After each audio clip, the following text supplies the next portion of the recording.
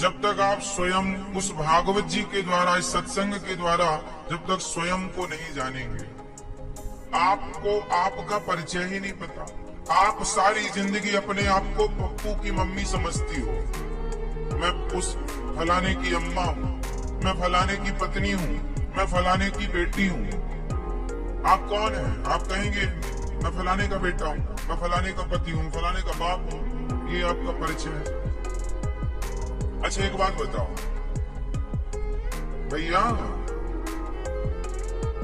जब आप अपनी पत्नी के पति नहीं थे, जब आप अपनी माँ के बेटे नहीं थे, जब आप अपनी बहन के भाई नहीं थे, तब आप क्या थे?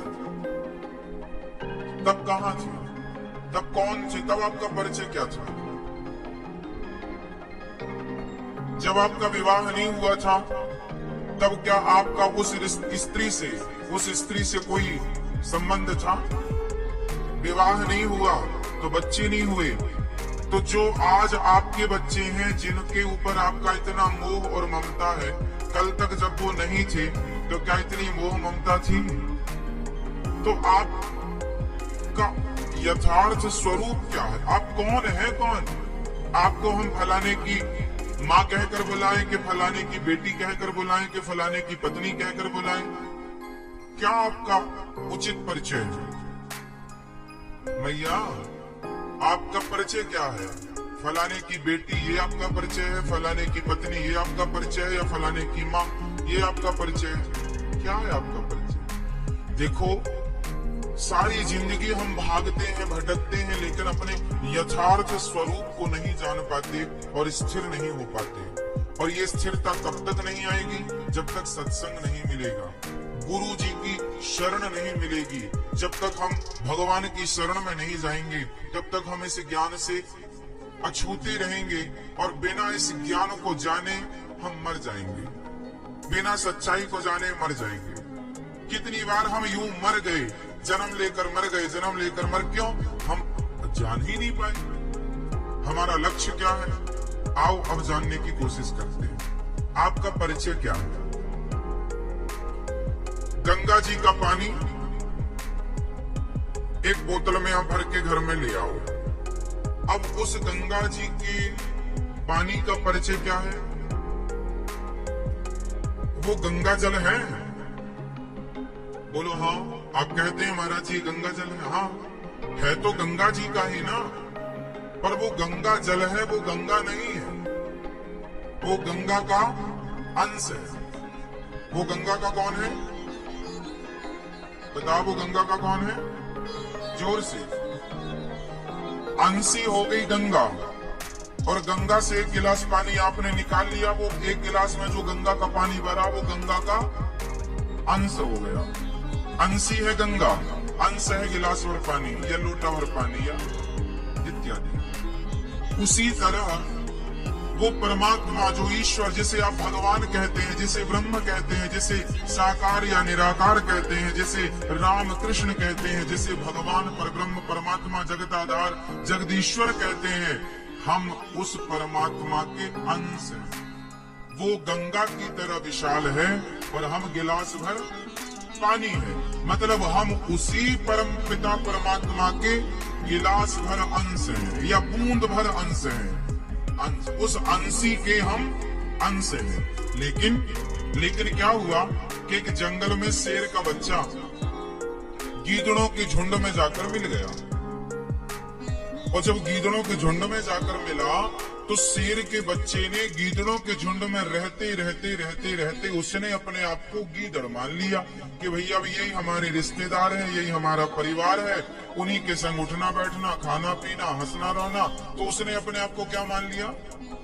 मैं तो गीदड़ हूं।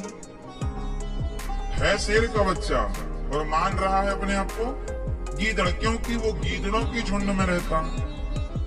उसी तरह आप लोग अपने आप को फलाने की अम्मा, फलाने की पत्नी, फलाने का मैं बाप, फलाने का मैं बेटा, केवल इसलिए आप मान रहे हैं क्योंकि आप इन गीदड़ों की संगति में रह रहे हैं। जैसे वो शेर का बच्चा है तो शेर का बच्चा, एक दिन शेर आया और दहाड़ लगाई तो सारे गीदड़ भाग गए, पर वो भी जब भागने लगा तो शेर ने देखा, अरे ये तो मेरी जाति का है, लोग आए यहाँ, तू गीदड़ों के पीछे पीछे कहाँ भाग रहा? गीदड़ बोला नहीं नहीं, वो शेर बोला ये तो मेरे रिश्तेदार है।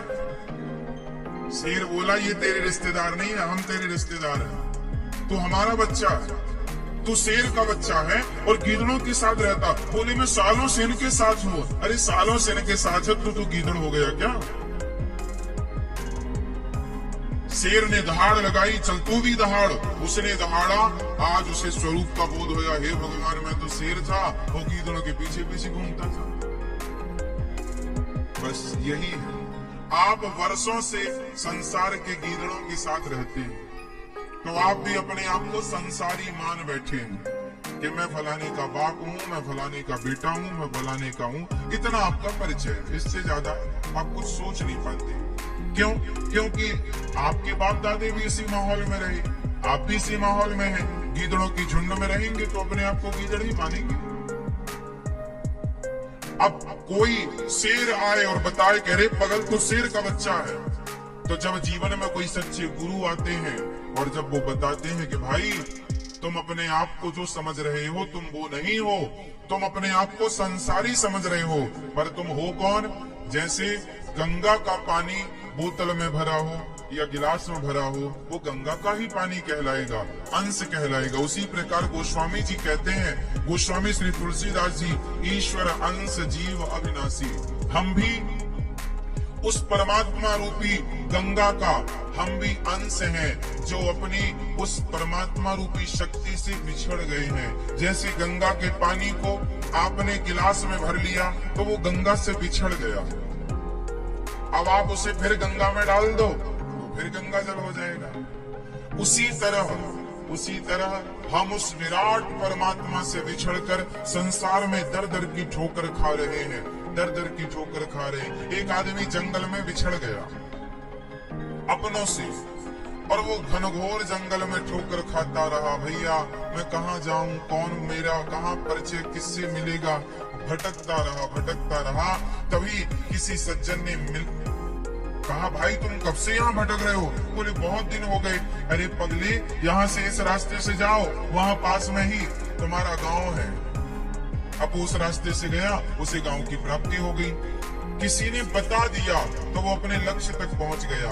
उसी प्रकार ये संसार वो जंगल है जिस जंगल में हम और आप करोड़ों जन्मों से भटक रहे हैं। जब तक सच्चा गुरु नहीं बताता कि भैया तुम्हारी मंजिल संसार नहीं, तुम्हारी मंजिल तो भगवान है, और जब आपको सही रास्ता पता हो जाए और आप उस रास्ते पर चल पड़े तो आपका भटकाव मिट जाए, आपकी ठोकर मिट जाए, आपका कष्ट मिट जाए। आपका कष्ट तब तक नहीं मिटेगा जब तक आप ये नहीं जान लेंगे कि आप संसार के नहीं हैं, आप भगवान के, आप ईश्वर अंश हैं, आप गीदड़ के बच्चे नहीं हैं, आप शेर के बच्चे हैं, मतलब ईश्वर की संतान।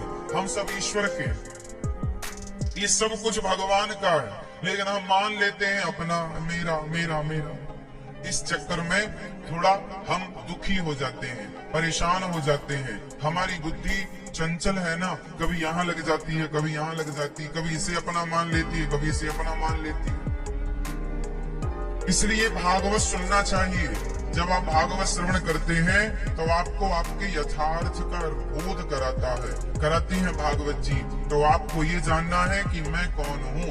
आप रहो संसार में, करो व्यवहार संसार से, लेकिन अपने आप को संसारी ना मानो, अपने आप को शरीर ना मानो, अपने आप को बस आत्मा जानो, अपने आप को केवल ईश्वर का अंश मानो, अपने भीतर बाहर ईश्वर को ही मानो, जानो, देखो, सुनो। बस भागवत जी में यही तो बताया है। भागवत जी की शुरुआत होती है जन्माद्यस्य यतोऽन्वयादि तरतश्चार्थेष्वभिज्ञः स्वराट्। जन्म आदि यस्य जन्माद्यस्य, जिस परमात्मा ने सृष्टि को उत्पन्न किया, पालन करने वाले, संहार करने वाले भगवान के 3 रूप हैं, ब्रह्मा, विष्णु और महेश। भगवान के कितने रूप हैं मैया? 3 रूप क्यों है? क्योंकि काम 3 है। भगवान के काम कितने हैं? काम 3 है। भगवान का पहला काम है सृष्टि को उत्पन्न करना, भगवान का दूसरा काम है सृष्टि का पालन करना, भगवान का तीसरा काम है सृष्टि का संहार करना। इन तीनों को जोड़ने से गॉड होता है। G for generator, O for operator, D for destroyer. तो जो परमात्मा सृष्टि उत्पन्न करने वाले हैं वो तो ब्रह्मा। तो जी फॉर जनरेटर। ऑपरेटर कौन है? भगवान विष्णु पालन करते हैं, और शिव डिस्ट्रॉयर मीन्स नाश करते हैं। तो ब्रह्मा विष्णु महेश इन तीनों को जोड़ा तो GOD, गॉड। गॉड का फुल फॉर्म क्या है? ब्रह्मा विष्णु महेश, सृष्टि को उत्पन्न करने वाले, पालन करने वाले, संहार करने वाले। ऑपरेटर है ना, जनरेटर, ऑपरेटर और डिस्ट्रॉयर, तीनों को जोड़ा तो गॉड सब तैयार हुआ। इसलिए परमात्मा जो है वो तीन काम करते हैं, चौथा कोई काम नहीं। सृष्टि उत्पन्न, पालन, संहार। अब आप से इस चीज को समझे, आपको उत्पन्न करने वाले कौन है? बोलो। भगवान। आपकी माँ और आपके पिता के द्वारा जब आप अपने माँ के गर्भ में गए, पिता का तेज जब माँ के गर्भ में स्थापित होता है, इसके बाद तो माँ बाप का काम खत्म हो जाता है। माँ के पेट में अपने आप भगवान की मर्जी, भगवान की कृपा से, पानी की बूंदों से एक इंसान का निर्माण होता है। आंख, कान, हाथ, पांव देखा आपने? पिता के द्वारा माँ के गर्भ में पानी की कुछ बूंदों की ही तो स्थापना हुई थी। उसके बाद मानव का निर्माण हुआ, तो कोई तो था ना मानव का निर्माण करने वाला। आपने जो कपड़े पहने हैं, कोई तो होगा इन कपड़ों को बनाने वाला, तब तो आपके नाप के फिट के बनाए हैं। आपने जो शर्ट पैंट पहन रखी है, इसी किसी ने तो बनाया होगा, किसी दर्जी ने तो बनाया होगा, बिना बनाए तो ना बना होगा। उसी तरह जब बिना बनाए आपके नाप का कपड़ा नहीं बना, तो बिना बनाए फिर आप स्वयं कैसे बन गए? आपको भी तो किसी ने बनाया होगा। और जिसने आपको बनाया, बताओ आपको आपकी माँ ने बनाया कि आपके पिता ने? जोर से, आपको किसने बनाया? भगवान ने बनाया। क्योंकि माँ यदि किसी को बनाती तो फिर किसी का बेटा अंधा नहीं होता। यदि माँ किसी को बनाती तो किसी का बेटा लंगड़ा नहीं होता। यदि कोई अंधा है, लंगड़ा है, मतलब ये इंसान की रचना नहीं है, ये तो परमात्मा की रचना है। वो जैसा बनाना चाहे आप वैसे बनेंगे। आपकी माँ तो आपको अच्छा बनाना चाहिए, लेकिन आप उतने ही अच्छे होंगे जितना अच्छा भगवान आपको बनाना चाहिए। माँ बाप का एक छोटा सा प्रोसेस होता है, वो पूरा हो गया, आगे का पूरा प्रोसेस भगवान पूरा करते हैं। आपकी आंख, कान, मुंह पूरा भगवान ने बनाया। तो भगवान उत्पन्न कर, तीन काम है ना भगवान, उत्पन्न करना। तो आपको उत्पन्न किसने किया? बनाया किसने? भगवान। अच्छा, बनाया ऐसा नहीं कि बना के छोड़ दिया ना। बनाने के बाद जब बच्चा बन गया तो पिएगा क्या, खाएगा क्या? तो माँ के आंचल में भगवान ने दूध भर दिया। और बाहर के भीतर, बाहर की छोड़ो, जब भीतर था तो माँ के शरीर से बच्चे का पहला मुंह क्या होता है? कोई आपसे सवाल कर दे कि आपका पहला मुंह कौन है, अर्थात पहला मुंह क्या है? आपका पहला मुंह क्या है? आपका प्रथम मुंह क्या है? मुख क्या है आपका? सवाल आपसे, आपका प्रथम मुख क्या है? ये नहीं है। आपका प्रथम मुख क्या है? जोर से, जोर से, क्या? नाभि। आपका पहला मुंह नाभि है, क्योंकि जब आप अपनी माँ के पेट में थे तो आपकी नाभि से ही माँ के द्वारा खाया पिया सारा रस आपके भीतर कहां से जाता है? हाँ, कनेक्शन होता है ना, नरा जुड़ा होता है, नरा जुड़ा होता है कि नहीं? तो पहला मुंह नाभि। उसकी देखिए, भगवान ने उत्पन्न किया नहीं, सिर्फ उत्पन्न ही नहीं किया, पालन। पालन कितना बढ़िया भगवान करते हैं कि आपके नाभि से उन्होंने पूरा आपको पेय पदार्थ के रूप में सब कुछ खिलाया पिलाया, और जब बाहर आए तो आपकी माँ के आंचल में मीठा मीठा दूध किसने भरा? बोलो, ये किसकी तैयारी है? लोग कहते हैं भगवान कहाँ है? भगवान है तो दिखाओ। अरे भैया, भगवान का काम देखो, भगवान का काम देखते चलो। लोग कहते हैं भगवान है तो दिखाओ। अरे भाई, भगवान की शक्ति जब तक माँ के पेट में बच्चा होता है, माँ के आंचल में दूध नहीं होता। बच्चा बाहर आया तो माँ के आंचल में दूध की धार बह जाती है। ये व्यवस्था यदि हुई है तो कोई तो है ना ये व्यवस्था को करने वाला। अब वो व्यवस्थापक तुम्हें ना दिखाई पड़े वो अलग विषय है, पर व्यवस्था यदि हो रही है तो कोई तो है ना व्यवस्था करने वाला। बताओ, आपकी माँ के आंचल में दूध किसने भरा? जबकि बॉडी में कहीं भी हल्की सी चोट लग जाए तो खून निकलता ना। माँ के स्तनों में भी यदि जरा खरोंच आएगी, बच्चा काट देगा तो खून ही आएगा, दूध नहीं आएगा। मतलब पूरी बॉडी में आप देखो खून भरा पड़ा है, लेकिन केवल माँ ने बच्चे को जब पिलाया, भगवान की क्या लीला है कि मधुर मधुर दूध, वो दूध जिस दूध को पीने के बाद बच्चे को न पानी की जरूरत पड़ती न खाने की जरूरत पड़ती, उस दूध में ही उसके खाने और पीने दोनों की पूर्ति हो रही है। ऐसा दूध भगवान ने भरा, इतना पौष्टिक। तो कोई तो है, कौन है वो? अब आप कहें कि भगवान दिखता नहीं है। भाई, तुम्हें नहीं दिखता। उल्लू को भगवान नजर नहीं आते। सॉरी, उल्लू को सूर्य नजर नहीं आता। उल्लू को क्या नजर नहीं आता? सूर्य।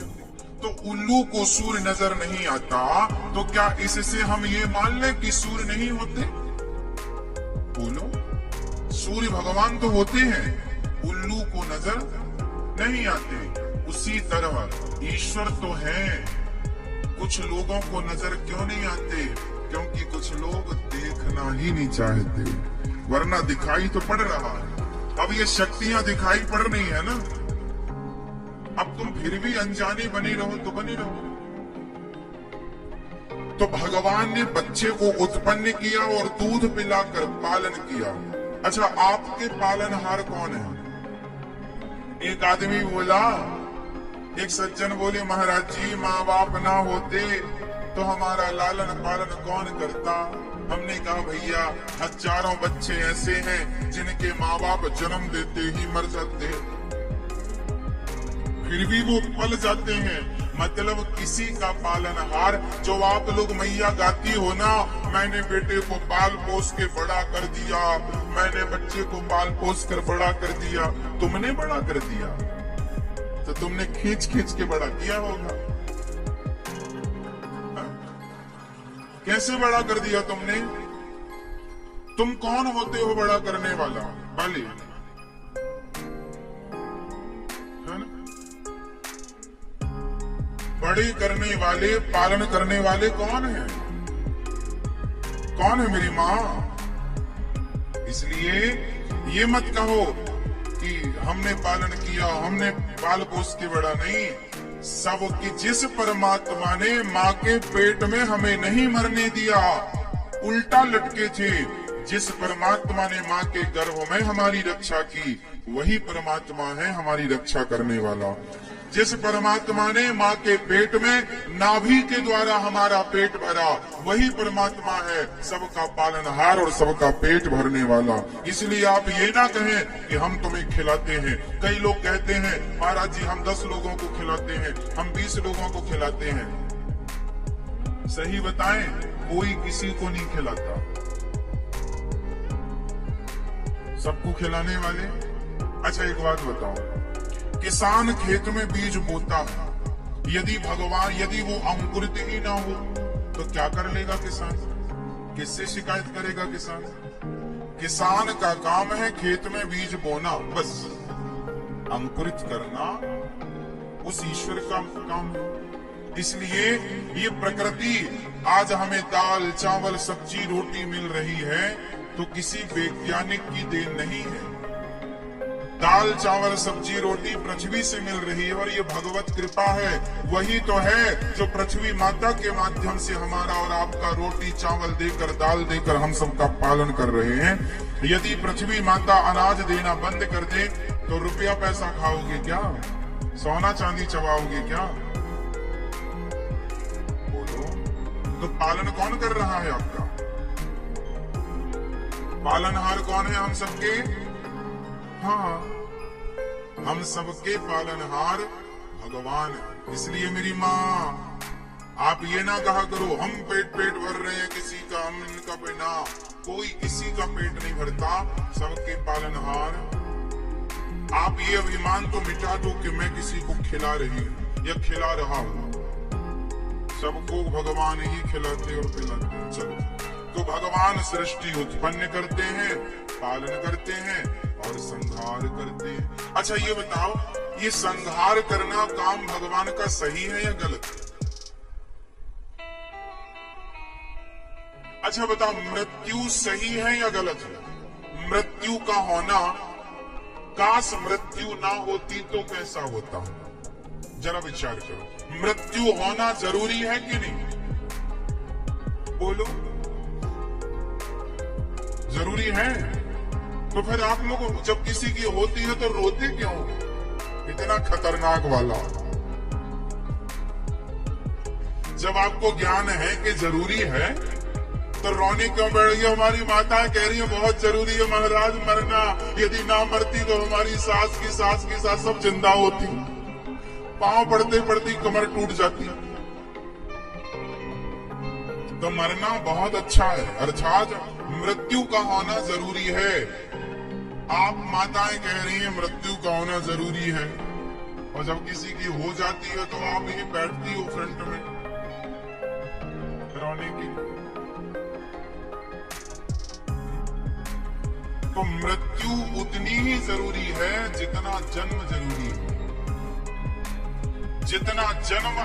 जितना आनंद देने वाला जन्म है उतनी ही आनंद देने वाली मृत्यु। आप लोग मौत से डरते हैं, मर ना जाए महाराज, मर ना जाए महाराज, मर ना जाए। अरे भाई, मरना तो है, कोई बचा हो तो बताओ। मृत्यु से कोई बचा है? फिर इसलिए मरना तो है बेटा।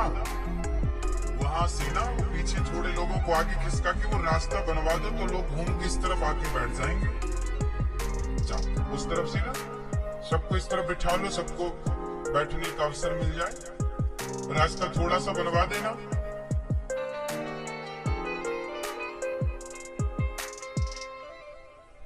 तो मृत्यु का होना जरूरी है।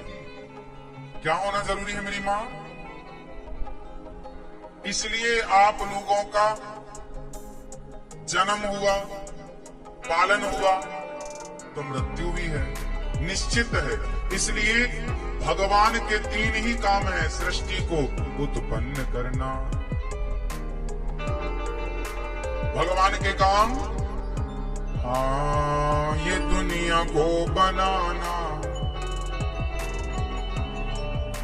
ये दुनिया को बनाना, ये दुनिया को बनाना, बना के फिर चलाना, बस इसी का काम है। बड़ा जबरदस्त इसका इंतजाम है। दुनिया को बनाना, ये दुनिया को बनाना, दुनिया को बनाना, बना के फिर चलाना, ये दुनिया को बनाना, बना के फिर चलाना, बस इसी का काम है। बड़ा जबरदस्त इसका इंतजाम है, बड़ा जबरदस्त इसका इंतजाम है। दुनिया को बनाना, फिर चलाना, ये दुनिया को बनाना, बना के फिर चलाना, बस इसी का काम है। बड़ा जबरदस्त इसका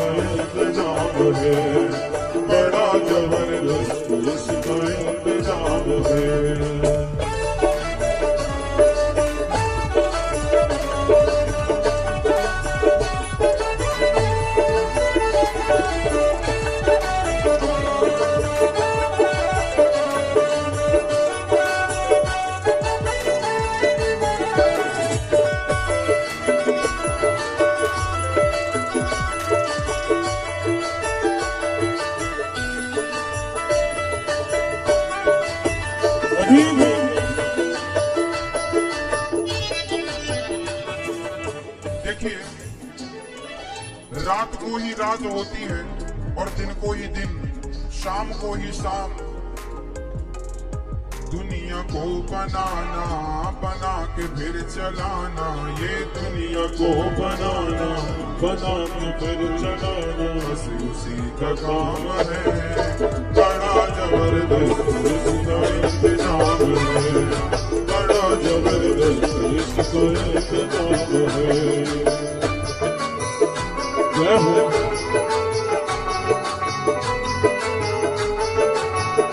हरि।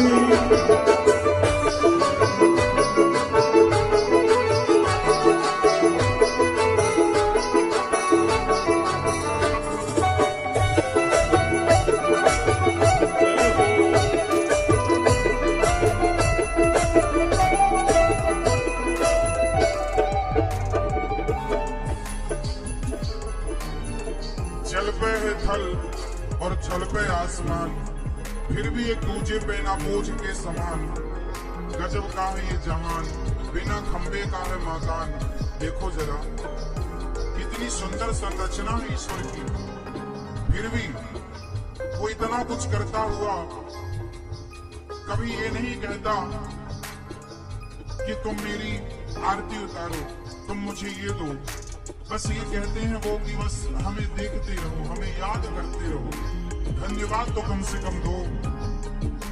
लेकिन हम वो भी नहीं करते और भूल जाते हैं कि संसार, ये सृष्टि, ये संरचना उस ईश्वर की है। दुनिया को बनाना, ये दुनिया को बनाना, बना के फिर चलाना, ये दुनिया को बनाना, बना के फिर चलाना, बस उसी का काम है। बड़ा जबरदस्त इसका इंतजाम है, हाँ बड़ा जबरदस्त इसका इंतजाम है।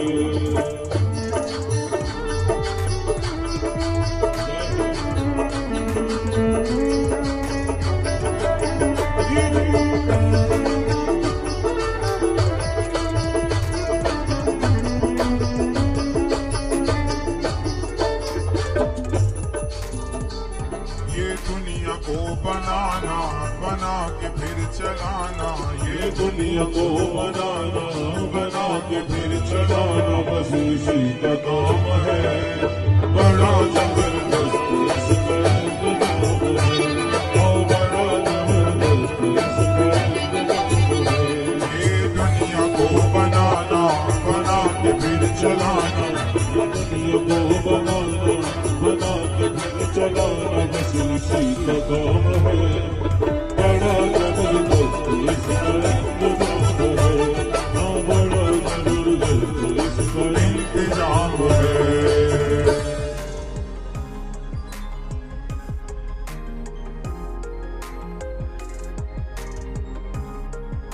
सूर्य चांद तारे,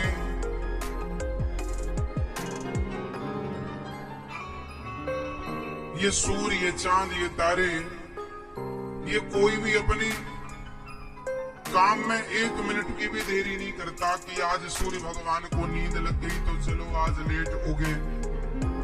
मतलब परफेक्ट टाइमिंग सबकी है। मतलब ये व्यवस्थाएं, अरे इंसान की बनाई व्यवस्थाएं बिगड़ जाती है। हाँ, इंसान की बनाई व्यवस्थाएं बिगड़ जाती हैं, पर भगवान की बनाई व्यवस्था देखिए कितनी बढ़िया ढंग से चल रही है। ये दुनिया को बनाना और बना के फिर चलाना, बस इसी का काम है। बड़ा जबरदस्त इसका इंतजाम है। तो भगवान जन्माद्यस्य यतः, ऐसे भगवान जो सत्यम परम धीमहि, ऐसे भगवान को ध्यान करते हैं जो सृष्टि उत्पन्न, पालन और संहार करने वाले भगवान। धर्मः प्रोचित कई तवोत्र परमो निर्मत्सराणाम सताम वेद्यम वास्तव मत्र वस्तु शिवदम तावत्र योन्मूलनम्। धर्म क्या है? धर्मः प्रोचित कई तवोत्र परमो निर्मत्सराणाम सताम। निर्मत्सरता क्या है? निष्कपटता क्या है? आओ आज ये जानने की कोशिश करते हैं। मनुष्य का धर्म क्या है? मैया, ओ मेरी माँ, मैया बताओ मनुष्य का धर्म क्या है? आपका धर्म क्या है? मैया, आपका धर्म क्या है? क्या है आपका धर्म? पीछे वाली मैया बताएंगी आपका धर्म क्या है? मैया, ओ मेरी माँ, उस तरफ से इस तरफ आने वाली मैया बताओ आपका धर्म क्या है? यही धर्म है आपका? जल्दी बताओ आपका धर्म क्या है? बैठो मेरी माँ। चुपके से उस तरफ से इस तरफ घुसे आई मैया।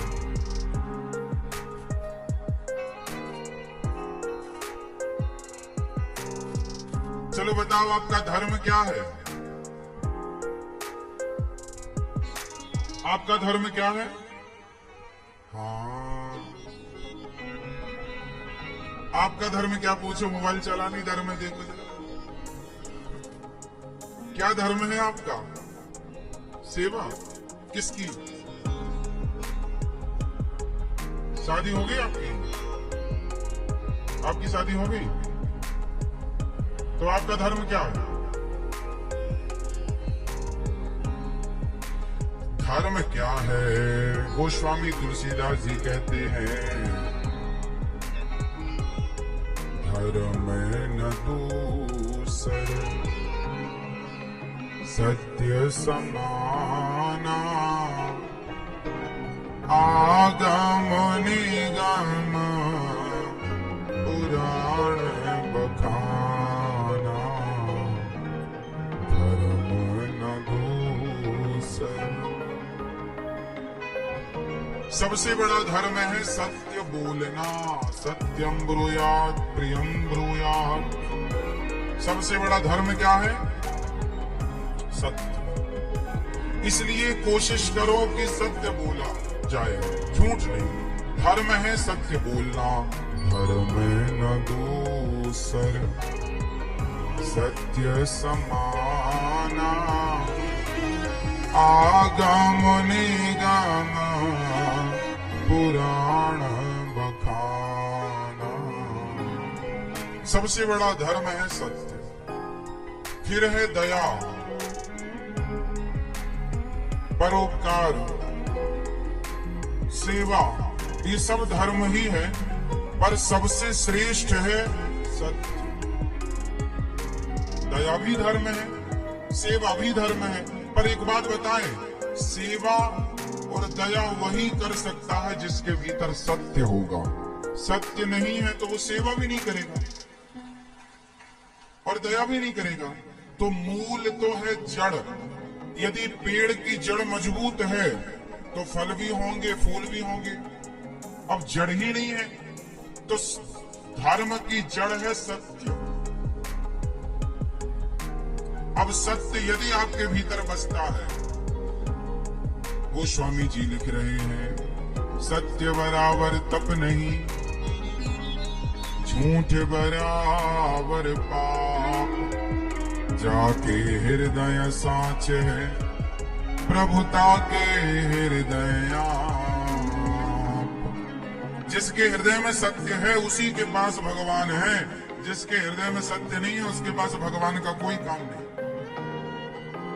इसलिए आप लोग दिन में 100-200 ग्राम सच बोला ही करो। मैया बैठो बेटा, मैया बैठ जाओ मेरी माँ, सब बैठो। आप कितने किलो रोज झूठ बोलती हो मैया? मैया मैया आप झूठ बोलती हो? ये मैया तो सिर ओढ़े बैठी है। अब हम जेठ थोड़ी हैं आपके।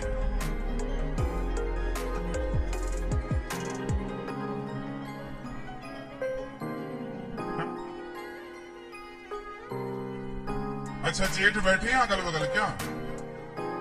देखो हमारी मैया सिर ओढ़े बैठी है।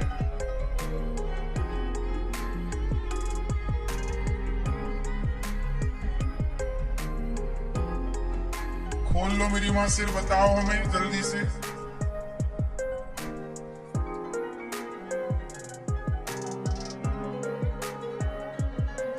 अब बताओ, चलो मैं आप बताओ, बताओ आप बताओ कि आप कितने किलो सच बोलती हो रोज? सच ज्यादा बोलती हो आपके झूठ? सच बोलती हो आप? हाँ, सच बोलना ही धर्म है, जाके हृदय साच है। जिसके हृदय में सत्य है उसके हृदय में भगवान है, जिसके हृदय में सत्य नहीं उसके हृदय में भगवान,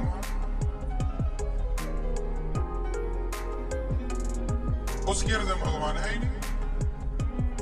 इसलिए आजकल लोग परेशान इसलिए हैं क्योंकि वो अपने हृदय को, अपने हृदय में वो सच को स्थान नहीं देते। आजकल का आदमी झूठ फरेब में पड़ा हुआ। आपसे निवेदन है कि जीवन में कुछ भी हो जाए पर सत्य को ना छोड़िए, धर्म को ना छोड़िए। धर्म है, सत्य है तो सब कुछ है, और सत्य नहीं, धर्म नहीं तो फिर कुछ नहीं। इसलिए धर्म न दूसर सत्य समान,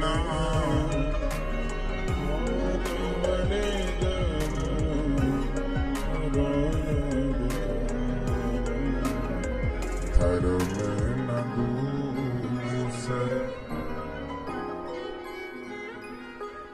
सत्य से बड़ा कोई धर्म नहीं है। इसलिए आप अपने जीवन में सत्य को अपनाइए, बच्चों को भी प्रेरणा दो कि वो भी सत्य का अनुसरण करें, पालन करें। दया, आज लोग निर्दयी हो गए हैं। भगवान राम के अंदर कितनी दया हो कि राम जी के सामने रावण खड़ा है, जिसने माता उनकी पत्नी की चोरी कर ली, जिसने पत्नी चुराई है। राम जी कहते हैं मैं इसे भी क्षमा कर दूंगा यदि ये मेरी शरण में आ जाए तो। रावण की गलती तो ये थी कि उसने गलती करके भी शरणागति ग्रहण नहीं की। भगवान कहते हैं जो मेरी शरण में आ जाता है वो कितना भी बड़ा अपराधी हो मैं क्षमा कर दूंगा, लेकिन रावण शरण में आया ही नहीं। राम जी के अंदर दया कितनी है, राम जी के अंदर कितनी दया है।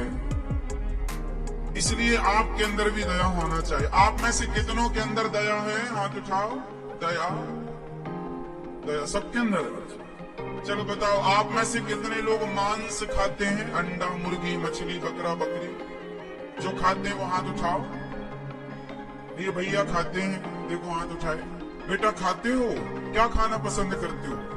मछली, मुर्गा, मुर्गी, बकरा, बकरी, भैंस, भी केवल मुर्गा खाते हो? आदमी भी खाते होंगे?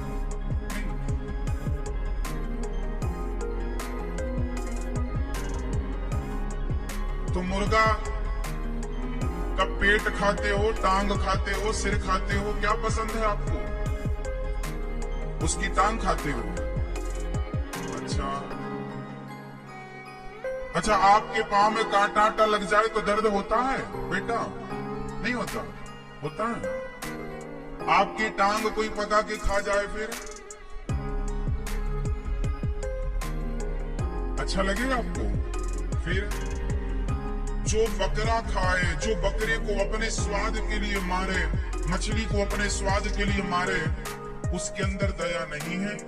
आजकल लोग मांसाहार क्यों करते हैं? मांस क्यों खाते हैं? मांस केवल इसलिए खाते हैं क्योंकि उनके भीतर दया नहीं है। जिसके अंदर दया होगी, सुन लो, जिसके अंदर दया होगी वो कभी किसी की हत्या कर ही नहीं सकता, कर ही नहीं सकता। आप मेरे से कहो कि आप एक चींटी मार दो, मेरे से नहीं मरेगी चींटी। धोखे से पांव रख जाए वो अलग विषय, जानकर चींटी नहीं मरेगी मेरे से, मैं नहीं मारता। मेरे से आप कहो कि मछली को मार दो, पानी से निकाल दो, मैं पानी से नहीं निकाल सकता उसे, उसकी तड़प मैं देख नहीं सकता, क्योंकि दया है। जिसके हमारा भारत दुनिया के हर देश में श्रेष्ठ क्यों है?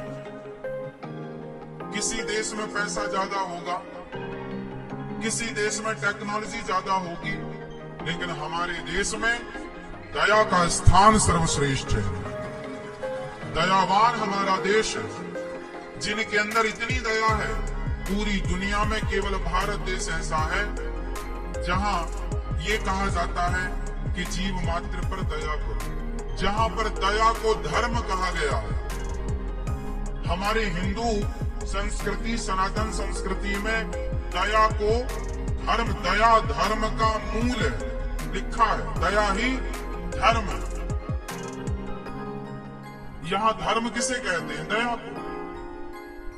अब अन्य भारत के अतिरिक्त पूरी दुनिया में जाकर देखो, पूरी दुनिया में भारत के अतिरिक्त शाकाहार कहीं नहीं है। जितनी अधिक मात्रा में शाकाहार, दाल चावल सब्जी रोटी भारत में खाई जाती है, हर देश में, भारत के अतिरिक्त हर देश में मांस खाया जाता है, सुअर का मांस, सुअर तेजी से खाया जाता है। और आप चाइना में तो कुत्ता, कॉकरोच सब कुछ खाते, सांप, बिच्छू सब कुछ खाते हैं। दुनिया के किसी भी देश में जाकर देखो, वहां सिर्फ मांसाहार है। मुझे अपनी गोपियां नजर आ जाती हैं। क्या करूं मां, माखन मुझे प्रिय तो है, लेकिन केवल मां यशोदा के हाथ का, केवल गोपियों के हाथ का। उस माखन में वो मैया का चित्र नजर आता है, वो मैया का माखन दोहना मेरे लिए, दही मंथन करना मेरे लिए, माखन निकालना मेरे लिए, अपनी गोद में बिठाकर माखन खिलाना। उद्धव जी बोले, मैया कन्हैया ने कहा है, कन्हैया ने कहा है, कहा जा दिवस से जननी बिछड़हूं मोरी, ता दिन से को नहीं कहे कन्हैया मोरी। उद्धव जी कह रहे हैं मां यशोदा मैया से, मां जब से कन्हैया गए हैं ना यहां से, तब से उन्हें आज तक किसी ने कन्हैया नहीं कहा। जिस प्रेम से मैया यशोदा कन्हैया कहा करती थी ना, उस प्रेम से तो केवल मैया ही कह सकती थी ना। आपकी मां आपको बुलाती है ना जिस नाम से, जब मां नहीं होगी तो फिर उस प्रेम से, उस सुर से, उस स्वर से, उस अपनत्व से फिर तुम्हें बुलाने वाला कोई ना रहेगा। मैया जिस प्रेम से कन्हैया को बुलाती, अरे कन्हैया, अब इस प्रेम से बुलाने वाला कन्हैया को कोई नहीं। वहां देवी की मां ऐसे थोड़ी बुलाती है।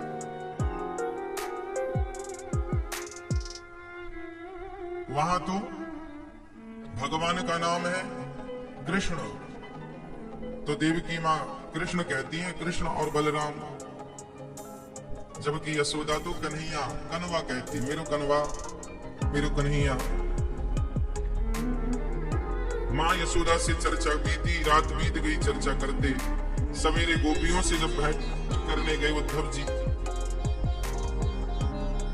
तो गोपियां उद्धव जी को देख करके, उस रथ को देख करके प्रसन्न हो गई। शायद हमारे कृष्ण आ गए। पता चला कृष्ण नहीं, कृष्ण का मित्र आया है। उद्धव जी महाराज पहुंचे, गोपियां सारी रो रही हैं। उद्धव जी समझाने लगे, क्यों रो रही हो सखियों? बोले कृष्ण की याद में रो रहे, अपने प्रियतम की याद में रो रहे। उद्धव जी जोर से हंसे, तुम अज्ञानी हो इसलिए रो रही हो, हमारी तरह ज्ञानी बन जाओ, तुम्हारा रोना धोना मिट जाएगा। गोपियों ने बोला, अच्छा बना दो हमें ज्ञानी, चलो आंखें बंद करो। गोपियों ने आंखें बंद कर ली। उद्धव जी बोले, चलो ध्यान करो, ध्यान करो। एक दिव्य ज्योति का ध्यान करो। वह परमात्मा एक ज्योति तत्व के रूप में है। गोपियां बोली हाँ, ध्यान करने लग गई, ज्योति दिखने लग गई, अब आगे बताओ क्या करना। उद्धव जी बोले बस उसी को देखो। गोपियां बोली ये जो तुम ज्योति दिखा रहे हो हमें दिव्य, ये ज्योति कहां से निकल रही है पता है आपको? उद्धव जी बोले नहीं। गोपियां बोली उद्धव जी पोथी पढ़ पढ़ जग हुआ, पंडित भयान को ढाई अक्षर प्रेम का, पढ़े सो पंडित हो। ये जो तुम ज्योति का दर्शन कर रहे हो ये भगवान के पांव के चरण के बाम अंगूठे से, अंगूठे के नख के पास की ये ज्योति है। भगवान का शरीर दिव्य है ना, पूरा शरीर प्रकाश स्वरूप है। तुम इतनी सी ज्योति से अपना काम चलाते हो उद्धव, चलाओ, पर हम तो जब तक कन्हैया के चेहरे मुखड़े को मुख को ना देखें हमारा पेट से ज्योति से ना भरेगा। उद्धव तुम्हारा भर जाए तो तुम भरो, हमें तो कृष्ण से मिला हो। गोपियां बोली अब तो हम जी नहीं सकते उद्धव, अब हम मर जाएंगी,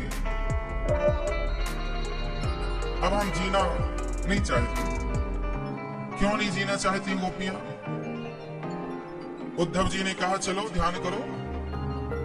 देखो उद्धव जी हैं ज्ञानी और गोपियां हैं प्रेमी।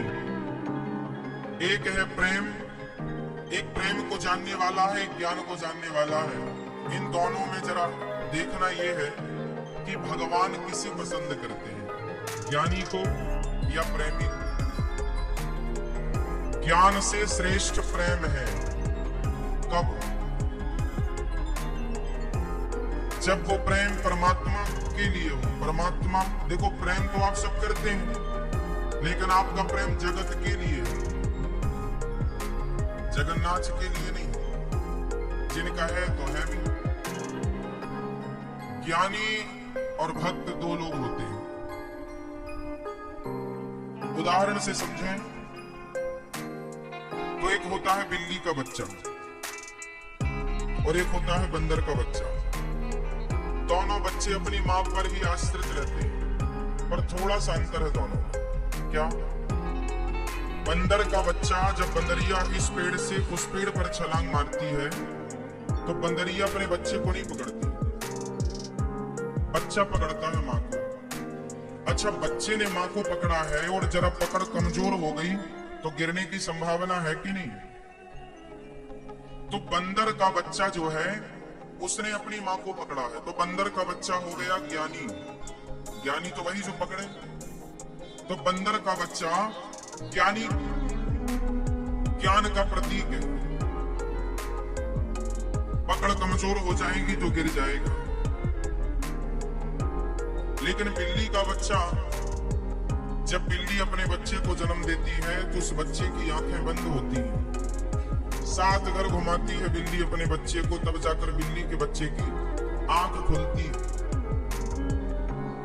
7 दिन की कथा जब आप सुनेंगे तो आप लोगों की भी आंखें खुल जाएंगी। अच्छा, बिल्ली अपने बच्चे को लेकर जब चलती है तो बताओ यहाँ पर बच्चा बिल्ली को, माँ को पकड़ता है या माँ बच्चे को पकड़ती है? बंदर में तो बच्चे ने माँ को पकड़ा, पर बिल्ली के साथ क्या होता है? यहाँ माँ बच्चे को पकड़ती है या बच्चा माँ को? कौन किससे पकड़ता है? बिल्ली के सब्जेक्ट में ये है कि बिल्ली अपने बच्चे को पकड़ती है, बच्चा नहीं पकड़ता। बंदर के सब्जेक्ट में है कि बंदर का बच्चा माँ को पकड़ता है। अब बताओ, एक बच्चा वो है जिसने अपनी माँ को पकड़ा है और एक बच्चा वो है जिसे माँ ने पकड़ा है। अब आपके हिसाब से कौन सा बच्चा सुरक्षित है, वो जिसे माँ ने पकड़ा है या वो जिसने माँ को पकड़ा है?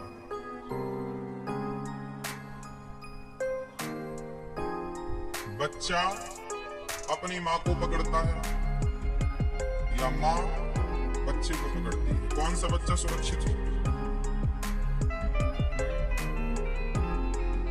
यदि बच्चे ने माँ को पकड़ा है तो बच्चा माँ को कभी भी छोड़कर किसी भी दुकान में घुस सकता है, कहीं भी जा सकता है। इसलिए जब माँ बच्चे को मेला दिखाने ले जाती है, बाजार ले जाती है, तो बच्चे से अपना हाथ नहीं पकड़वाती, माँ स्वयं बच्चे का, क्योंकि माँ बच्चे का हाथ पकड़ लेगी तो फिर माँ कभी नहीं छोड़ती उस हाथ को।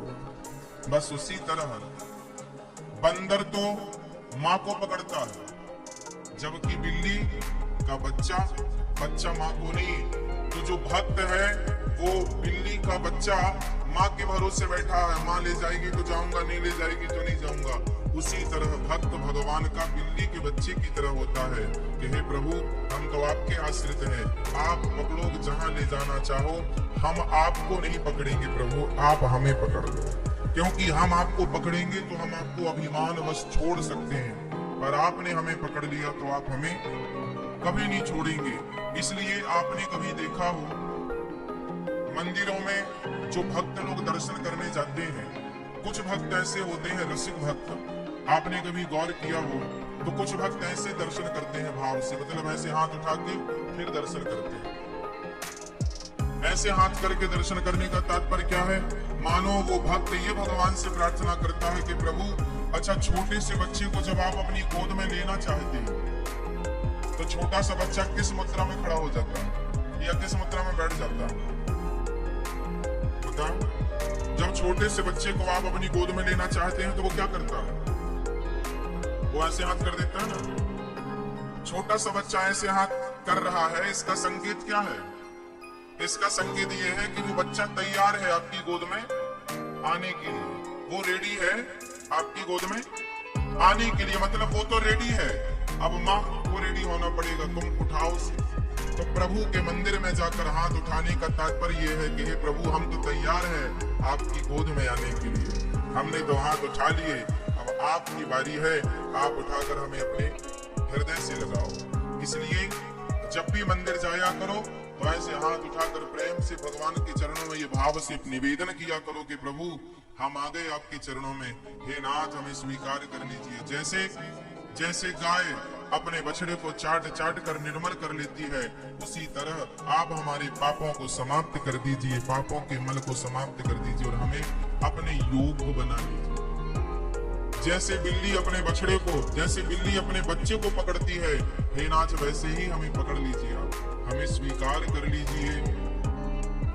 गोपियां बोली, हे गोविंद, तेरे बिना भी क्या जीना, तू कान्हा रे, तेरे बिना भी क्या जीना।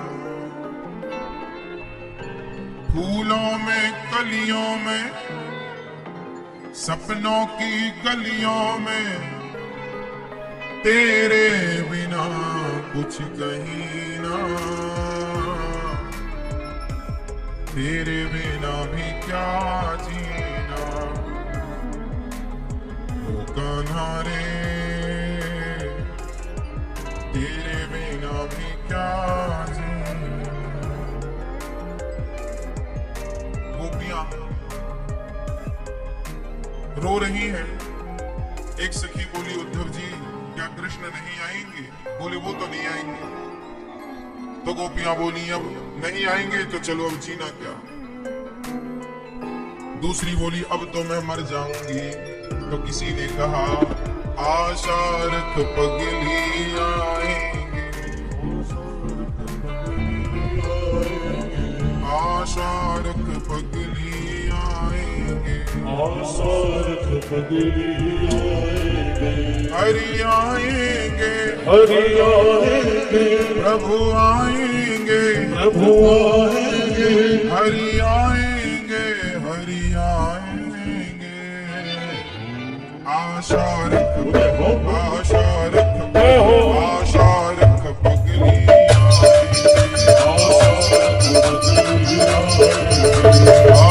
रख पगली आएंगे,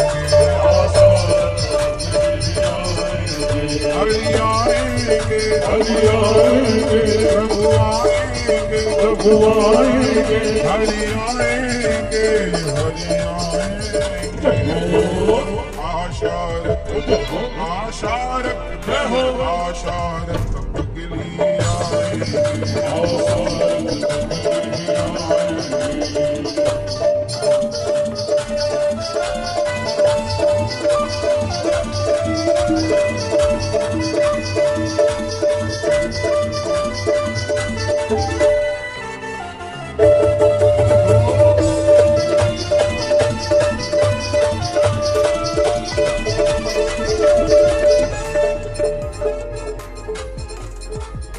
पहले मुख चंद्र दिखा करके फिर हाय योग दिखाने लगे। निज प्रेम की नाव चढ़ा करके मझधार में नाव डुबाने लगे। मझधार में नाव डुबाने लगे। मझधार में नाव डुबाने लगे। बस एक ही बार हंसा करके अब सारी उम्र रुलाने लगे। करुणा करनी तो दूर रही, करुणा निधि होके रुलाने लगे। करुणा निधि होके रुलाने लगे। करुणा निधि होके रुलाने लगे। हरि आएंगे, हरि आएंगे, हरि आएंगे, हरि आएंगे, हरि आएंगे, हरि आएंगे।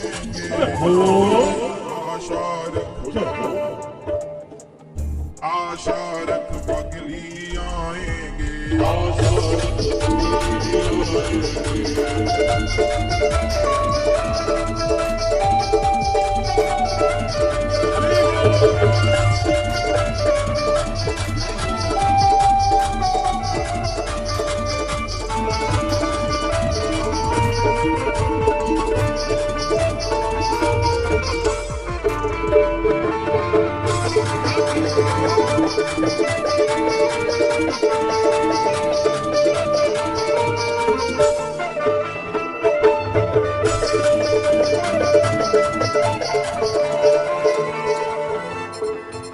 हम प्रेम नगर की बंजारन,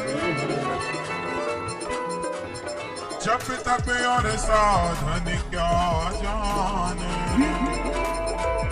हम श्याम नाम की दीवानी, नित नैम के बंधन क्या जाने।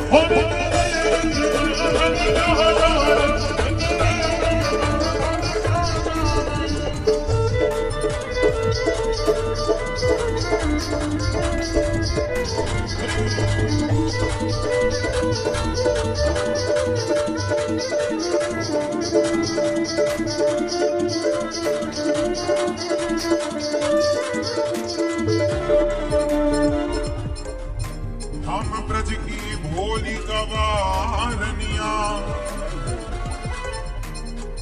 ब्रह्म ज्ञान की उलझन क्या जाने। मेरे और मोहन की बातें एक मैं जानू या वो जाने। मैं जानू या वो जाने, एक मैं जानू या वो जाने।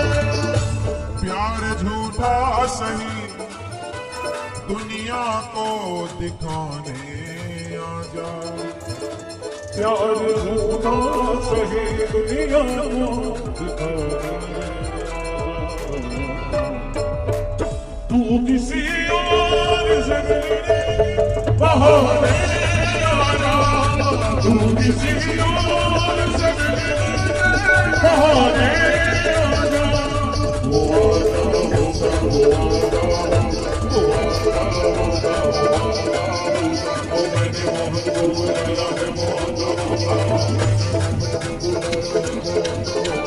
मैंने मोहन को बुलाया है, आता होगा। मैंने मोहन को बुलाया है, आता होगा। तुम भी आना, तुम भी आना, तुम भी आना, तुम भी आना। मेरे घर आज तमाशा होगा। तुम भी आना, मेरे घर आज तमाशा होगा। तुम भी आना। मेरे श्याम लो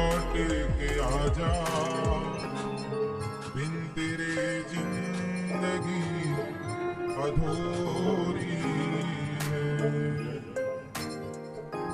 आके तो देख मेरी हालत को, बिन तेरे हर खुशी अधूरी है।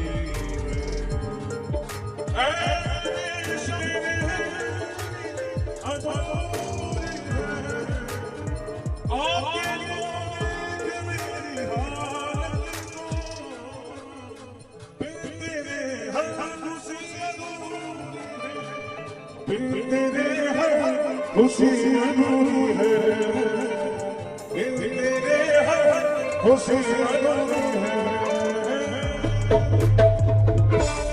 मेरे शाम लौट के आना,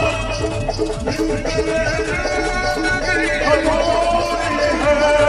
आके तो देख मेरी हालत, तेरे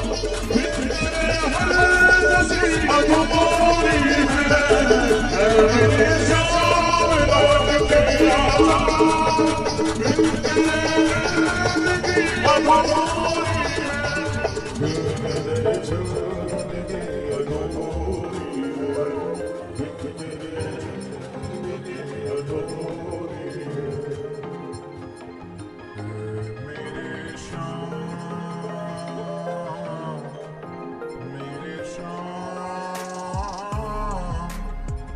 मेरे श्याम,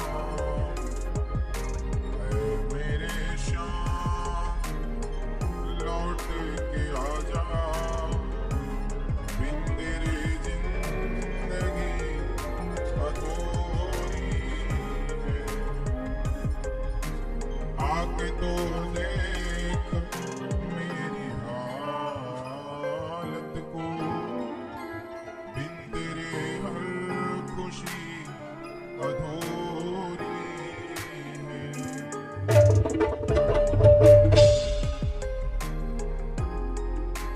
हम ब्रज की भोली गवारनिया,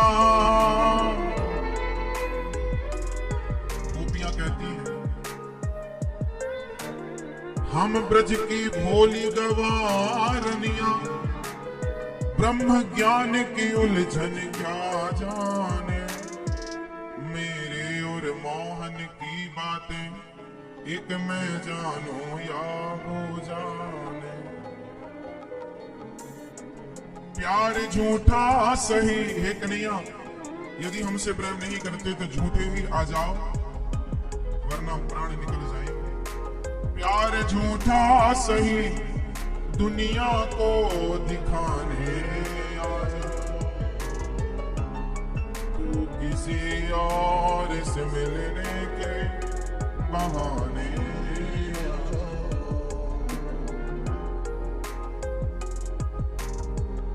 वो आता होगा जब गोपी बोली अब तो मैं मर जाऊंगी ना न सकी, वो आता होगा, मैंने मोहन को बुलाया है, वो आता होगा। जब गोविंद नहीं आए तो जमाना इकट्ठा हो गया, तो गोपियां बोलती हैं तुम भी आना, आओ। यदि हमारा प्रेम हमासा लग रहा है तो आओ, तुम भी आना, तुम भी आना। मेरे घर आज तमाशा होगा, तुम भी आना।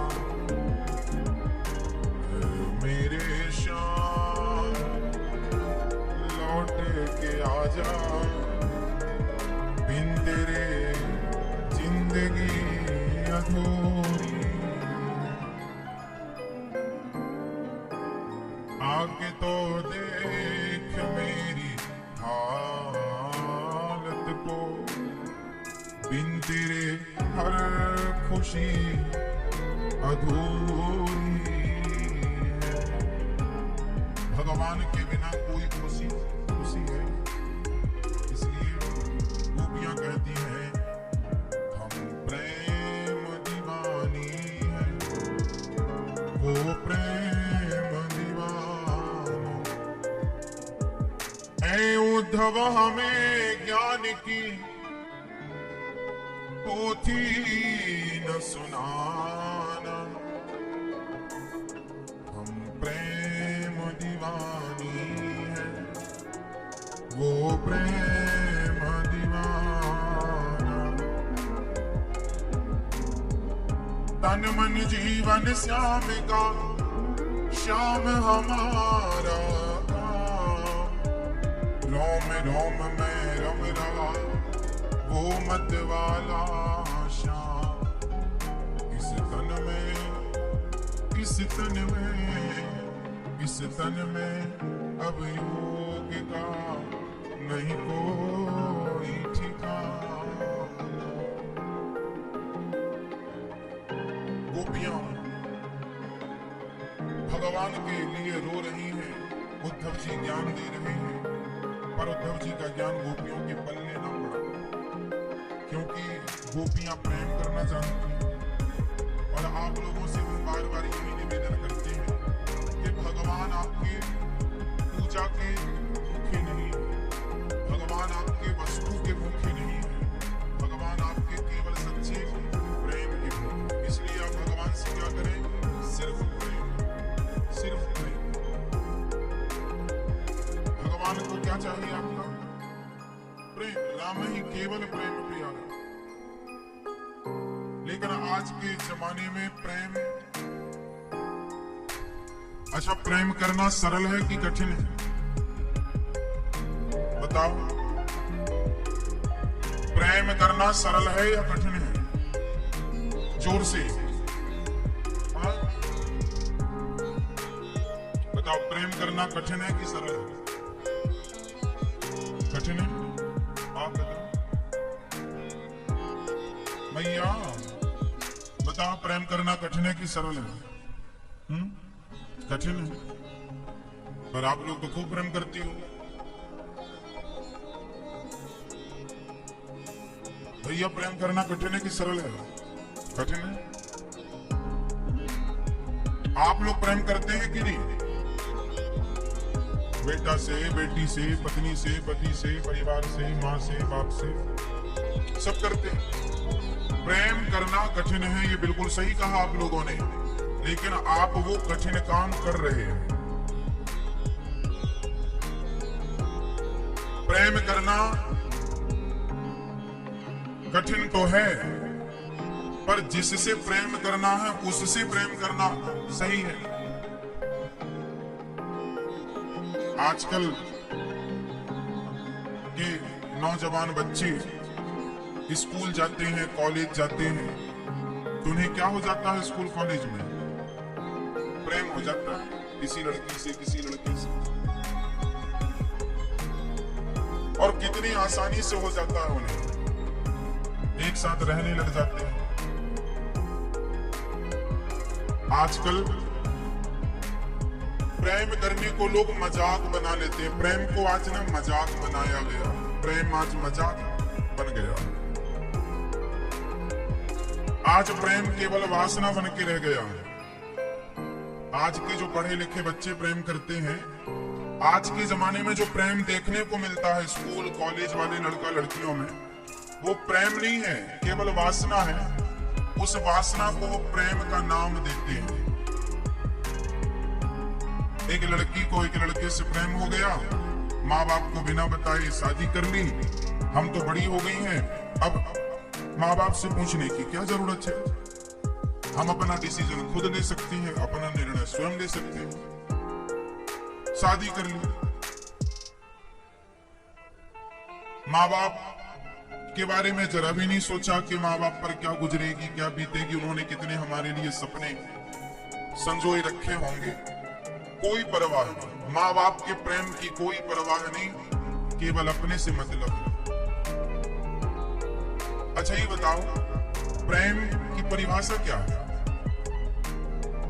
प्रेम को परिभाषित कीजिए जरा। प्रेम किसे कहते हैं? अटैचमेंट को प्रेम कहते हैं। प्रेम किसे कहते हैं?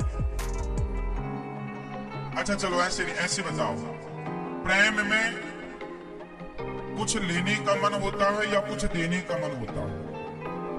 जहां प्रेम होगा वहां आप लेना चाहेंगे कुछ या देना चाहेंगे कुछ? क्या होता है? प्रेम जहां होगा, वहां प्रेम जहां होता है, वहां लेने का भाव नहीं होता। जैसे माँ अपने बेटे से प्रेम करती है तो बेटे से वो कुछ लेना नहीं चाहती, बस माँ अपने बेटे को ढेर सारा प्यार सब कुछ देना चाहती, जो है सब लुटाना चाहती। माँ अपने बेटे को सब देना चाहती। जहां प्रेम होगा वहां देने का ही भाव होगा, और जहां लेने का भाव आ जाए वो प्रेम नहीं है, वो स्वार्थ है। वो क्या है? स्वार्थ। तो आजकल के जो लड़का लड़कियों में जो प्रेम हो रहा है, वो प्रेम कैसा है? वो स्वार्थी है। वहां केवल स्वार्थ है, केवल वासना।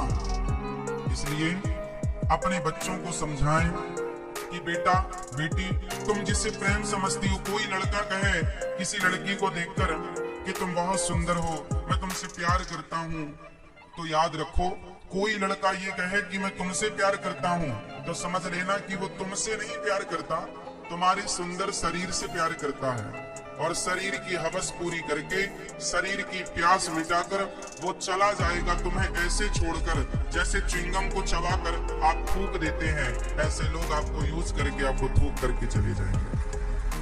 और आप क्या कहते हैं?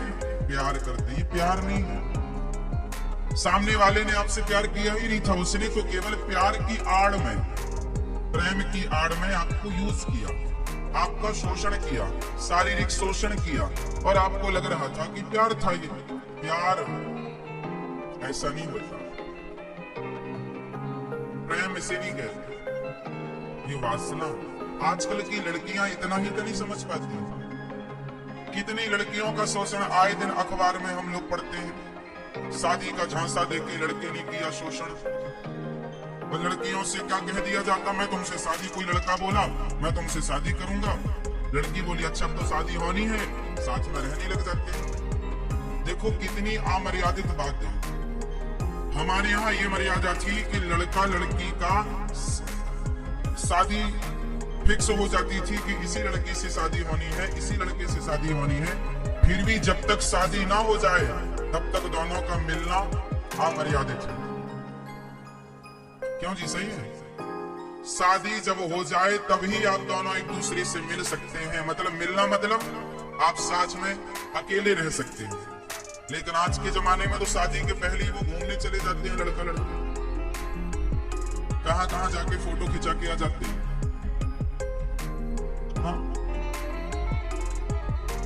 तो आज जो फैशन के नाम पर अश्लीलताएं हो रही है ना, ये समाज के लिए आने वाले, अभी तो ठीक है, आने वाले समय में ये सब चीजें बहुत हानिकारक हो जाएंगे। और देख लेना, समय की डिमांड, समय फिर ये कहेगा कि ये सब बंद करो। अभी शुरू हो रहा है, फिर बंद होने की आवाजें उठेंगी, क्योंकि ये सब गलत है। हमारे यहाँ तो मर्यादाएं जो हैं, वो मर्यादा यही कहती हैं कि जब तक आपके पति आपके गले में मंगलसूत्र मंडप के नीचे बैठकर विधिवत विवाह ना हो, तब तक विवाह जब तक नहीं हो जाता, जब तक मंगलसूत्र आपकी मांग नहीं भर दी जाती, तब तक कोई भी व्यक्ति आपको स्पर्श करने का अधिकारी नहीं है। जब आपका विवाह हो जाए, जिससे विवाह हो पुरुष, इस धरती पर केवल एक पुरुष है ऐसा जो आपके शरीर को पत्नी के अधिकार से टच कर सकता है। और यदि आपको 17 लोग पत्नी के अधिकार से टच करके चले जाएं, तो फिर आप क्या रह गई? हमारे यहाँ 2 स्त्रियां होती हैं। पहली होती है पतिव्रता। पतिव्रता नारी किसे कहते हैं? जिसको सब छू के चले जाएं वो? बोलो मेरी बात। पतिव्रता नारी किसे कहते हैं? जिसे सब छू के चले जाएं वो, या जिसे केवल पति ही स्पर्श करे वो? बोलो, आप बताओ। जो एक होती है पतिव्रता स्त्री, जो अपने पति के लिए होती है। श्रृंगार किसके लिए करती है पत्नी? पति के लिए। सजना किसके लिए? पति के लिए। संवरना किसके? पति के लिए। पति के लिए है तो वो तो पतिव्रता है, जो सिर्फ पति के लिए सजती, पति के लिए रहती। और अब आप बताओ कि आजकल जो कुछ लड़कियां पढ़ना लिखना तो अच्छा है, पढ़ो खूब, लेकिन आजकल जो कुछ बच्चे, कुछ लड़कियां या कुछ लड़के ऐसे हैं जो शादी के पहले कुछ लड़कियों के साथ रहने लग जाते हैं, रिलेशनशिप में रहने लग जाते हैं। हाँ, लिव इन, कोई कुत्ता बिल्ली वाला। हमारे यहाँ कुत्ता बिल्ली रहते हैं लिव इन में। लिव इन मतलब क्या होता है? कुत्ता जिसे देखा उसी तरह मुंह उठाए चल पड़ा, उसी के साथ रहने लग गया। ये तो सब कुत्तों वाले संस्कार हैं, हम इंसानों वाले नहीं। और आज का इंसान वही बन रहा है। इंसान बनाया था भगवान ने, मनुष्य बनाया था, और वो कुत्तों से भी बदतर होता चला जा रहा है। सोच घटिया होती चली जा रही है। अब आप समझो कि कोई लड़का आपसे कहे कि हम तुमसे प्रेम करते हैं, तो चक्कर में बिल्कुल ना पड़ना। पढ़ाना लिखाना अच्छा है, बच्चों को पढ़ाना लिखाना सही है, पर पढ़ने लिखने के नाम पर जो आजकल की लड़कियां या लड़के बहुत सारे पुरुषों के साथ रहती हैं, आप बताओ क्या ये जब शादी होगी तो क्या ये पतिव्रता स्त्री कहलाने की योग्य होंगी? आप किसी से मत पूछो, आप अपने से पूछो कि आपने यदि अपने पति के अतिरिक्त आपके शरीर को किसी दूसरे पुरुष ने टच किया है तो क्या आप पतिव्रता लायक हैं? आप जवाब हमें मत दो, अपने आप को दे दो। यदि आप पतिव्रता हैं तो हम आपको प्रणाम करते हैं, क्योंकि पतिव्रता स्त्री को तो ब्रह्मा भी प्रणाम करते हैं। पतिव्रता माता अनुसुईया, माता सीता, माता सावित्री जो पति को ले आई यमपुरी से, पतिव्रता नारी श्रेष्ठ स्त्री होती है। तो आप अपनी बेटियों को श्रेष्ठ स्त्री बनाओ, श्रेष्ठ नारी बनाओ, वैश्या न बना देना। चरित्र की पूजा होती है हमारे देश में। यदि आपके पास पैसा बहुत है और चरित्र नहीं है आपके पास, तो आप भले पैसे वाले हैं, चरित्र नहीं है, तो हमारा जो देश है, पैसे की तो पूजा होती नहीं हमारे यहाँ। हमारे यहाँ तो सोने की लंका है रावण की, पर चरित्रवान नहीं है वो रावण, चरित्रहीन है तो भले पैसा वाला है, उसके पुतले जलाए जाते हैं। सोने की लंका का राजा है। और राम जंगल में 14 साल घास की झोपड़ी में गुजारा किया, पहनने को चरण पादुका तक नहीं थी, खाने को बढ़िया 56 भोग तक नहीं थी, लेकिन चरित्र था तो आज घर घर मंदिर बना करके उनकी पूजा की जाती है। पूजा किसकी हो रही है? चरित्र की। राम चरित्र सुनवे को रसिया, राम लखन सीता मन बसिया। हमारा देश किसकी पूजा करता है? राम चरित्र। इसलिए गोस्वामी जी ने क्या लिखा है? राम चरित्र मानस। क्या लिखा है? राम चरित्र। चरित्र श्रेष्ठ जिनका, उनकी पूजा होगी, जिनका चरित्र श्रेष्ठ नहीं है वो पूजा करेगा। इसलिए आप अपनी बेटियों को पढ़ाओ लिखाओ खूब, पर चरित्रवान बनाओ। बेटों को पढ़ाओ लिखाओ खूब, चरित्रवान बनाओ। और आजकल की युवा पीढ़ी चरित्र से गिरती चली जा रही है, याद रखो इस बात को। और ये केवल आप लोगों की लापरवाही है। आप लोग बेटियों को, बेटों को भेज तो देते हैं बड़े बड़े शहरों में पढ़ने के लिए, कभी जाकर देख भी लिया करो कि वो वहाँ पढ़ रही है, पढ़ रहा है, या पढ़ाई लिखाई के नाम पर और ही कुछ चल रहा है। आजकल देखो बड़े बड़े शहरों में हम जाते हैं, बड़े बड़े शहरों में कभी लोग वहाँ बताते हैं, महाराज जी ये देखो हॉस्टल है, यहाँ लड़कियां रहती हैं, माँ बाप ने भेजा है कि इन्हें पढ़ने के लिए। और ये बड़े बड़े शहरों में आपने देखा होगा, शाम 4-5 अंधेरा होते ही 5 बजे सड़क के किनारे लड़का लड़कियों की मधुमक्खी की तरह झुंड लग जाती है, लाइन लग जाती है। बंबई में तो ऐसे ही समुद्र के किनारे शाम 5 बजे से खूब ही मधुमक्खी दिखेंगी आपको। और इतनी ज्यादा अश्लीलता है ना कि क्या बताएं। क्यों जी, सही है ना? बंबई में तो समुद्र के किनारे जहां तक नजर जाएगी वहां तक लड़का लड़की एक दूसरे के साथ बैठे नजर आएंगे आपको। हर शहर में। ये कहां गए हैं, क्या करने गए? पढ़ने गए हैं। ये पढ़ने गए, ये पीएचडी चल रही है इनकी समुद्र के किनारे। और ये लड़कियां आप में से ही किसी की बेटियां हैं, ये लड़के आप में से ही किसी के बेटे हैं। गलती उन बच्चों की नहीं है, गलती उन माँ बाप की है जिन्होंने ध्यान देना छोड़ दिया।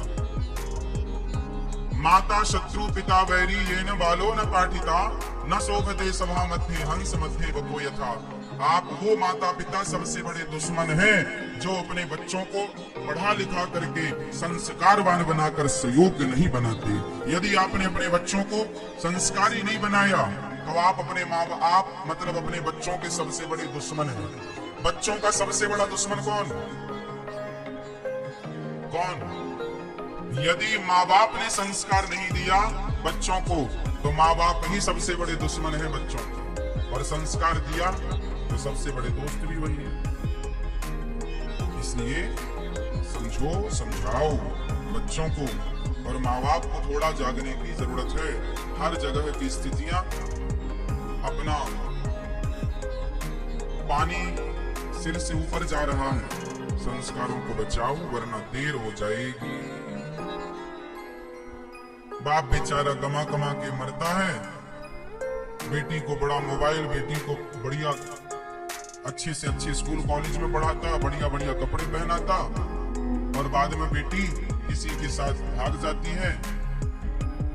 बाप बेचारा रोता रह जाता है।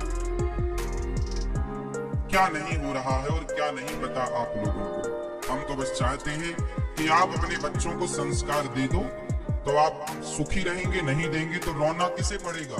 हम थोड़ी रहेंगे। नहीं सुनोगे हमारी बातें, नहीं समझोगे तो आप ही रहोगे। या तो समझ लो हमारी बातें या रो लेना। तो भगवान उद्धव जी महाराज वृंदावन से जब लौटे, राधा रानी के चरणों की रज माथे पर रखे, कहा हे माँ हमें वृंदावन में ही वास दे दो, और राधा रानी का दिव्य दर्शन किया। आज उद्धव जी को पता लगा कि कृष्ण तो राधा से, गोपियों से, माँ यशोदा से एक पल के लिए भी दूर नहीं है, एक क्षण के लिए भी। भगवान वृंदावन से कहीं गए नहीं। ये तो उद्धव जैसे ज्ञानियों के घमंड को मिटाने के लिए भगवान ने ये लीला रची। भगवान वृंदावन छोड़कर कहीं छोड़ी जाते हैं। जो द्वारिकाधीश है, अच्छा जो द्वारिका के राजा हैं जानते हो वो कौन है? कौन है बोलो? द्वारिकाधीश कौन है? देवकी पुत्र है कि यशोदा पुत्र है? देवकी पुत्र है या यशोदा पुत्र? बताओ द्वारिकाधीश कौन है? जो कृष्ण वृंदावन से चले गए वो कृष्ण कौन थे? यशोदा पुत्र थे या देवकी पुत्र थे? बोलो। हाँ, जो श्री कृष्ण द्वारिका के राजा बने वो देवकी पुत्र हैं। जो यशोदा पुत्र कृष्ण हैं। आपको मैं एक मर्म की बात बता दूं, जिस समय देवकी ने एक पुत्र को जन्म दिया था उसी रात 12 बजे यशोदा माँ ने भी एक पुत्र को जन्म दिया था। यशोदा की एक बेटी और एक बेटा हुआ। जब वसुदेव जी कृष्ण भगवान को लेकर मथुरा से गोकुल आए तो यशोदा का बेटा और देवकी का बेटा दोनों मिलकर एक हो गए, एक रूप हो गए। और जो कन्या थी उस कन्या को लेकर वसुदेव जी चले गए। जैसे कंस ने पटक दिया वो आकाश में चली गई, वही विंध्याचल में विंध्यवासिनी मैया के नाम से जानी गई। फिर जब भगवान 10.5 वर्ष की उम्र में वृंदावन छोड़कर जाने लगे तो जो देवकी पुत्र थे जिनको वसुदेव जी लाए वो तो चले गए, पर जो यशोदा के पुत्र हैं एक रूप से भगवान सदा के लिए वृंदावन में रह गए। यशोदा माँ गोपियों को वृंदावन को छोड़कर भगवान कभी कहीं नहीं गए।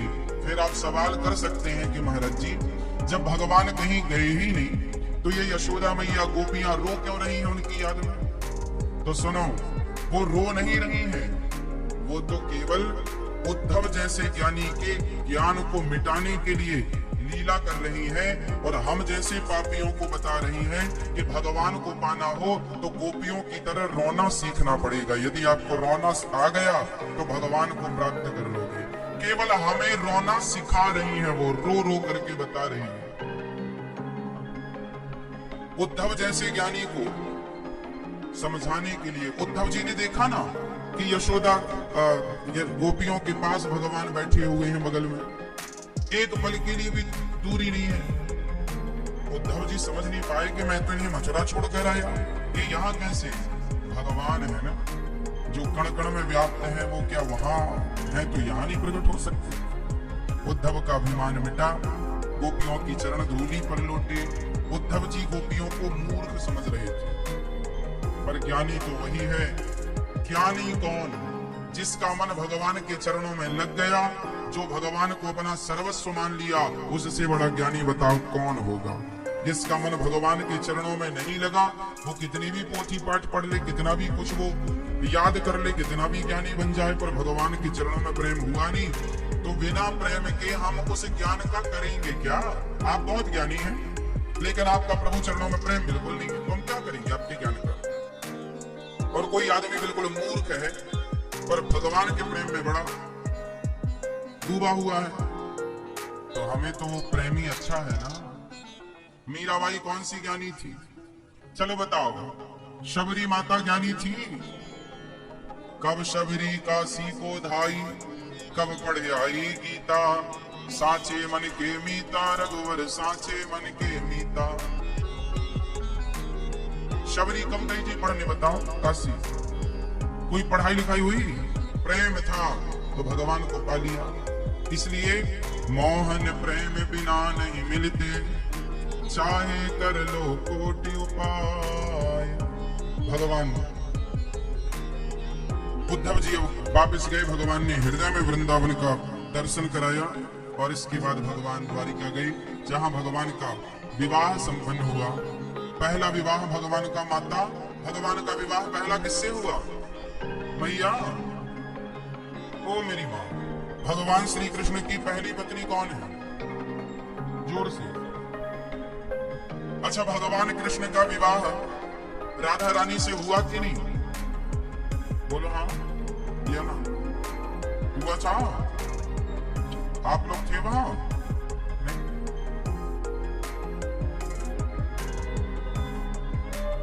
भगवान श्री कृष्ण का विवाह राधा रानी से हुआ है, ब्रह्मा जी ने कराया। द्वारिका में भगवान का पहला विवाह किनसे हुआ? भगवान श्री कृष्ण की प्रथम पत्नी कौन? माता रुक्मणी। अच्छा, रुक्मणी जी और राधा जी ये दोनों अलग अलग हैं कि एक ही हैं? बताओ भैया, ये रुक्मणी जी कौन है और राधा जी कौन है? रुक्मणी जी किनका अवतार है? रुक्मणी मैया किनका अवतार है? मैया, ओ मेरी प्यारी माँ, कहाँ भागी जा रही है? सुनो मेरी माँ, चलो बताओ, रुक्मणी मैया किनका अवतार है? मैया बताओ। हाँ? लक्ष्मी जी। और राधा जी किनका अवतार है? महालक्ष्मी और लक्ष्मी। ये महालक्ष्मी लक्ष्मी ये दो है कि एक ही है? आपका परिचय है? नहीं, आप कह रहे हैं एक ही, हमको लगा शायद दोनों से आप मिले हों, महालक्ष्मी जी और लक्ष्मी जी से। राधा जी और रुक्मणी जी ये दोनों एक है। अब आप कहेंगे महाराज जी एक कैसे? हाँ सुनो,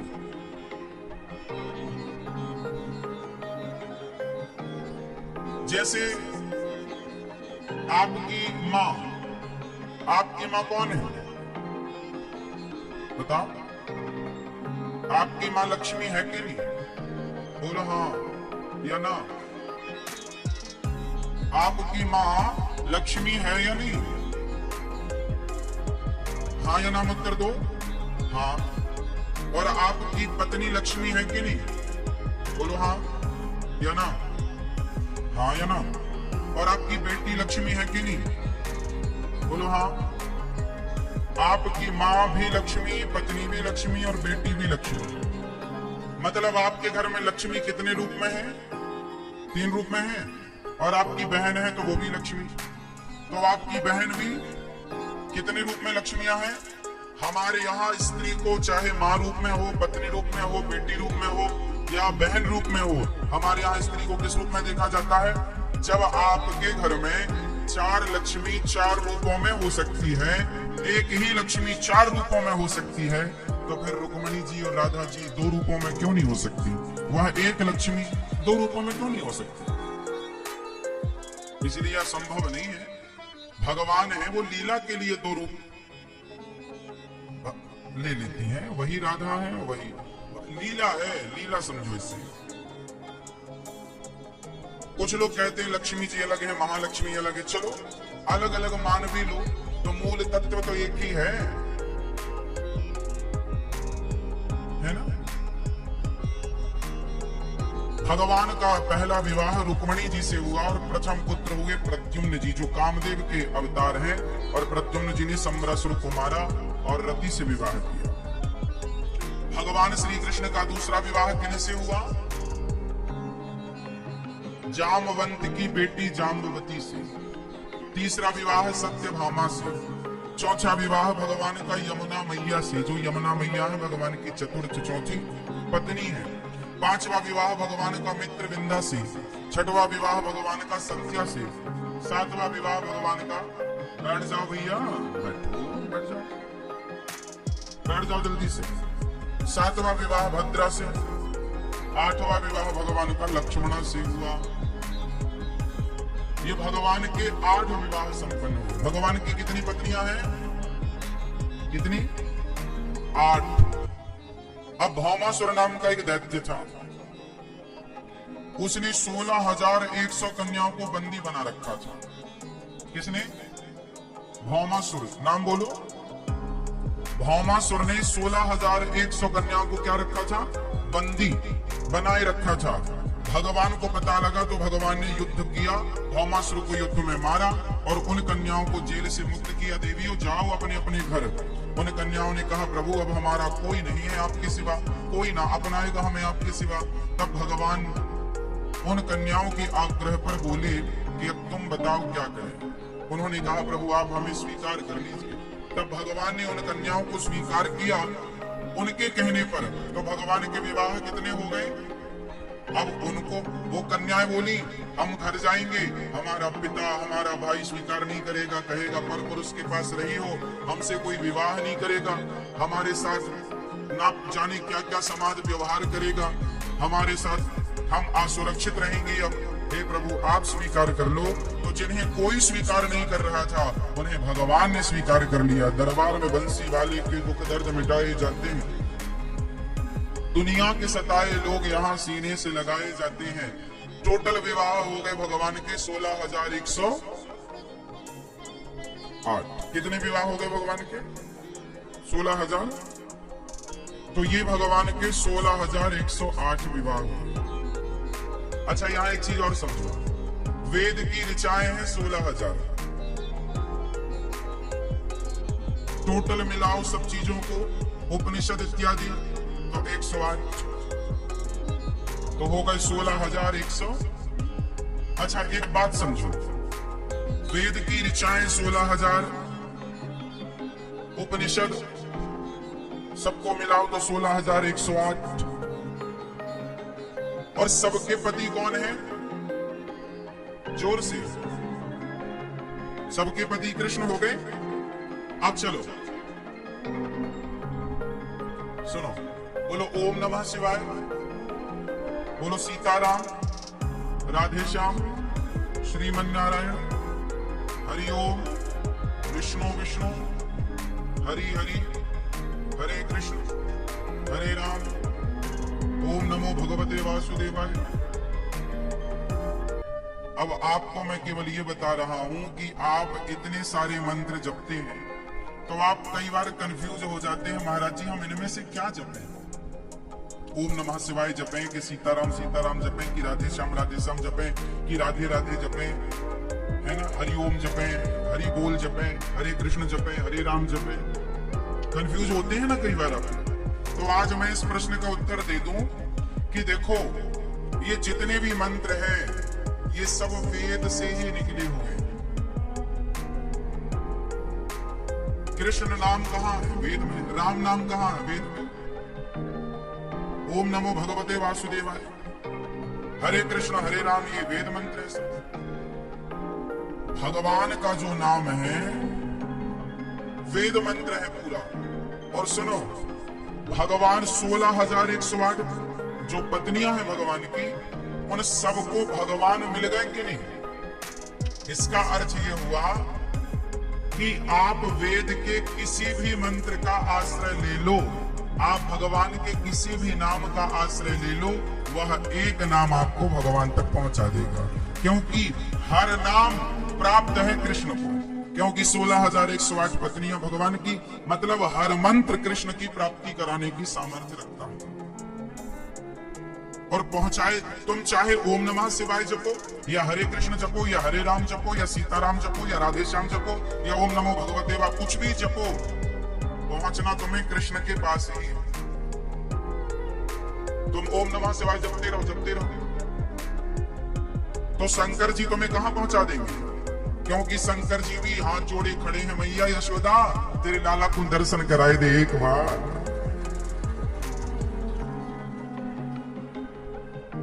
पहुंचना सबको।